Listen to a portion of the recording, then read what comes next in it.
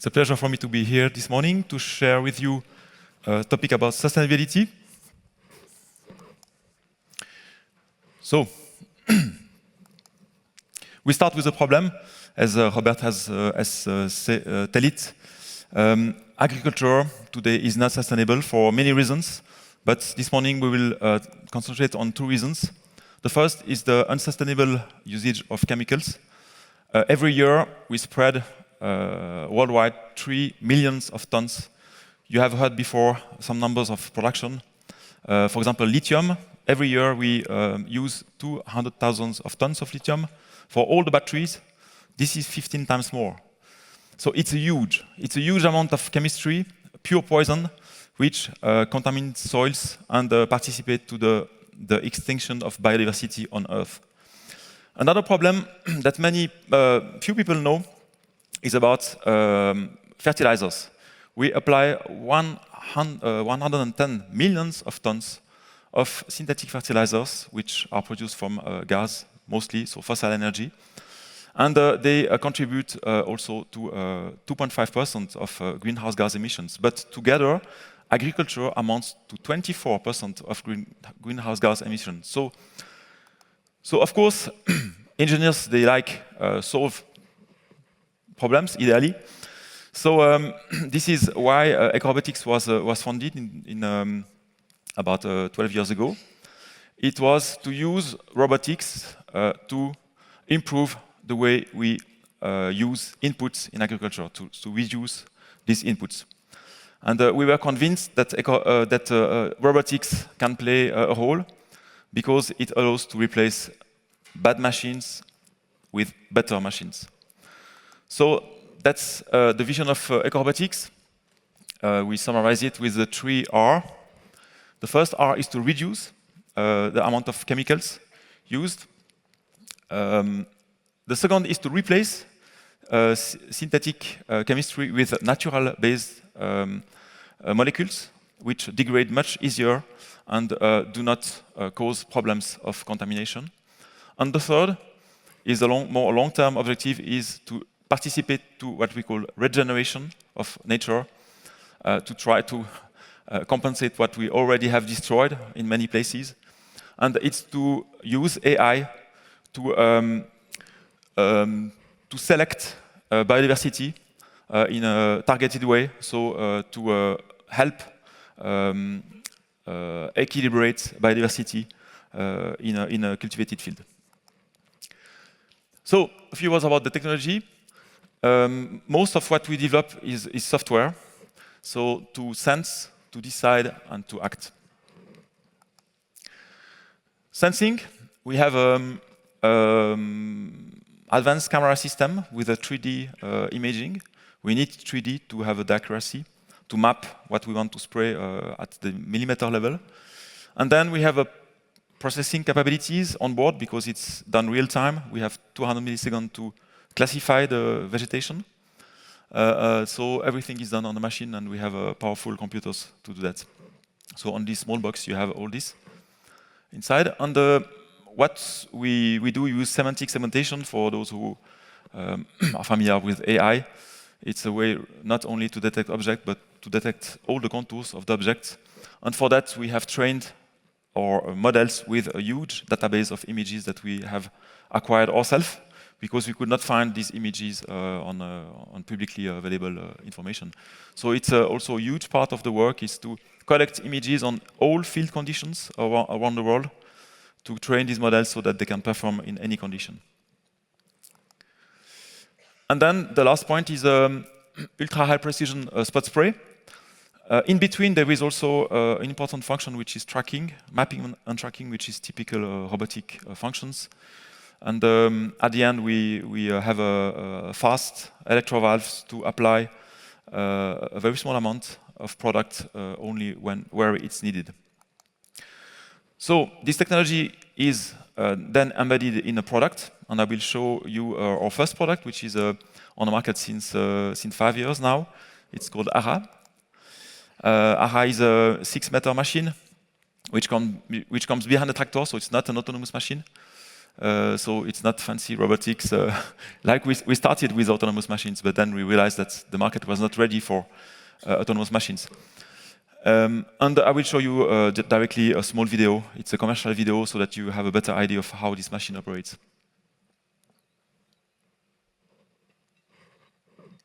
Normally it should start. Yes. Meet Ara, the most efficient ultra-high precision sprayer that helps you tackle weed pressure and maximize crop health. It works in row crops, vegetables like onions and carrots, and even lawn fields. By day and by night, ridges or slopes. Ara's cameras see your field with millimeter precision. In real time, plant-by-plant AI ensures it hits the right plant at the right spot with the right dosage. It can even apply an intelligent buffer zone to safely use non-selective products near your crops, and treats weeds with a pinpoint 6 by 6 centimeter spot size. No waste, no drift. This is ultra-high precision crop care, plant by plant. It can help you save on manual labor and cut your spraying input use by up to 95%. Successfully operating since 2021 in over 20 countries. If Ara has proven itself in their fields, why not yours?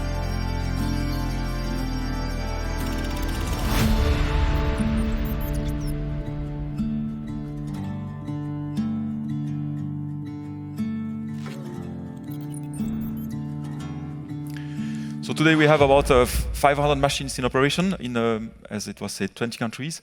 And I will go a little bit into more details about what the machine can do.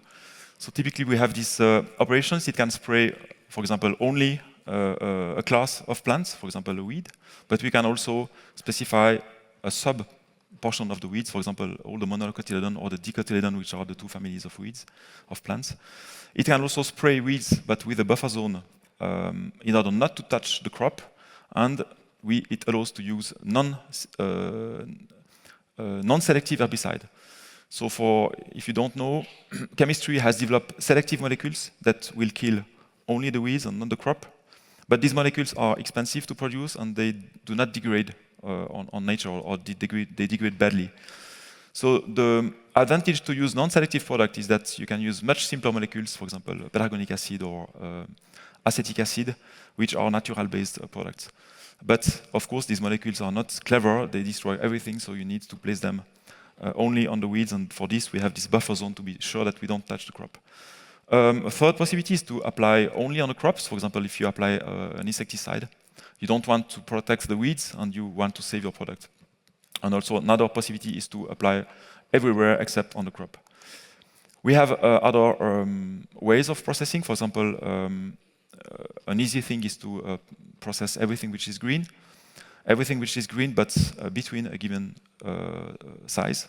For example, apply fertilizer on lettuce, but only on small lettuce, because you want to help the small lettuce to grow.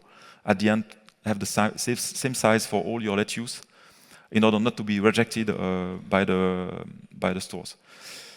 And so on. I will not go into much detail, but we also can use the rows to discriminate between crop and weeds. So today we have about 20 different crops available, mostly on vegetable market, but we also have for what we call row crops or mainstream crops. And this year we will add 10 more. So every year we increase the portfolio of crops. And for the client, it's easy. It's an update of the software, so he has access to more crops. For the clients, the benefits, of course, when we speak of sustainability, that's not on top of the list of the farmers. Most of the time, they just are on the survival mode. And what they are needing is more economical ways to produce. So for them, first advantage of the machine is to replace manual labor, manual weeding in this case, which is very expensive. Second is to increase the profitability by reduction of the cost of the product. The phyto plant protection products are quite expensive. It's an average of 30 to 50 euro per liter. So if you save 80 to 90%, you have a direct also reduction of your cost. And third is increase of yield, because you don't apply toxic product on your crop. it will grow better, it will be less susceptible to disease. So we have seen yield increase, which is also economically interesting for the farmer. So some statistics. This is on one crop, onion. Numbers for year 23 and 24. We have processed 50,000 hectares in 19,000 fields, and the average of savings were 80%. You can see the distribution. 17% of the mission made more than 95% of reduction of herbicide. Some made almost zero, because when it's full of weed, like a carpet, well, it doesn't help to have a precise system. You need to spray everywhere. About yield increase, here you have an example on onions again. If you don't treat, the weeds will take over and will prevent your crop to grow. And if you apply broadcast, which is on the right side, broadcast is everywhere, it impacts the onion, and the onion will grow slower. And with our machine, since we don't apply herbicide, the onions are bigger, and it results in an increase of yield of up to 30% for the farmer, which is quite huge.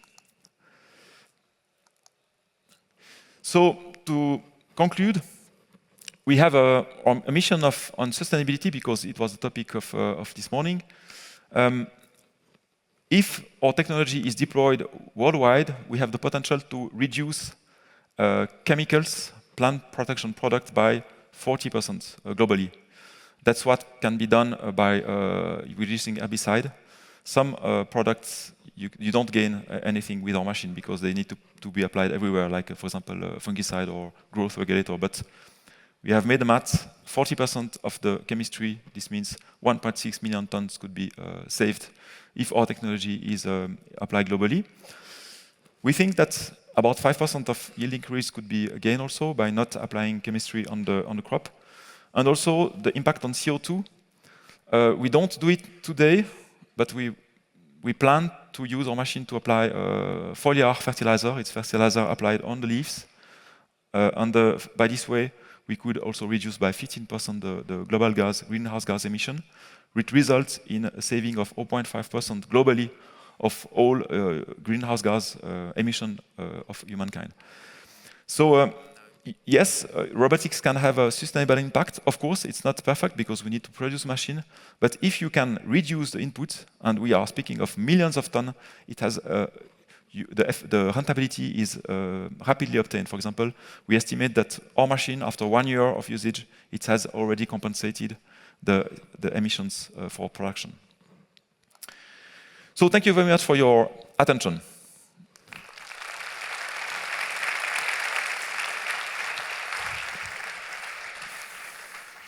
Great. Steve, this was amazing. I was reminded of my kneeling in the garden this summer and like cursing at the weeds. It was miserable, but also enjoyable. I guess a nice sport. A nice sport. It was very hot. I had like a little spot in the back from the sunburn. We got so many questions in after doing your talk. I can't cover them all, but maybe let's start with the first one, which has something to do with the economics for these machines and how farmers can afford them. So there were questions, I'm trying to summarize them, but some of them were about if you reduce the optimal input of the product by 95%, how many years does it take for farmers to amortize ARA? And how can poor farmers afford it? Are there subsidies? How do you tackle this? Yes, so the return on invest is between 2 to 4 years. It depends on the crop. Sometimes it's even shorter than 2 years, but it's exceptional. Okay. And it's normal, it's standard on agriculture. Normally you pay back your machine it's even longer than that, 5 to 10 years to pay back your machine. Yes, there are subsidies to help farmers to buy the machine. It depends on countries, it's country-based. And for a farmer, this machine, well, it has a cost, but it's similar to other equipment. The farmers are used to invest in equipment, in good equipment, so it's not a problem for most of the farmers. Okay. There was another question which about the computational footprint of the system. So the traditional method wouldn't have any of this computational footprint, the image processing, the additional electronics and so forth. How does this scale compared to the savings? What's the sustainability aspect? Yes. So the processing is done on board. And it's really low power if you compare to a cloud solution. A cloud solution, you have so many infrastructure for transmission of data, for processing, for redundancy of processing. So we have done the math. It corresponds to 0.1% of the energy of the machine is for processing. So it's nothing, considering all the sources. So the cost is not use of the machine, is more fabrication of the deep learning processors. And you can also make the maths, and as I've said, about 1 year it's payback if the machine is used, of course, a lot, because you need to use the machine to pay back it. Okay, and so the last question I want to ask you, Yep. What do you think about also scaling it to greenhouse sizes, so smaller patches, smaller pathways, and where do you see the future there? Is it going to happen soon as well, and what are the limitations there? Or yeah, we can do it, but we wanted to have the biggest impact, and it's in open field, because greenhouse gases are insignificant in terms of area. It may be 1-2% of the total area, so we concentrated first on the biggest part, where most of the chemistry is used. But of course, you could do it on greenhouse parts. Great. Thank you. Let's give a hand again to Dr. Tanner. Thank you. Thanks.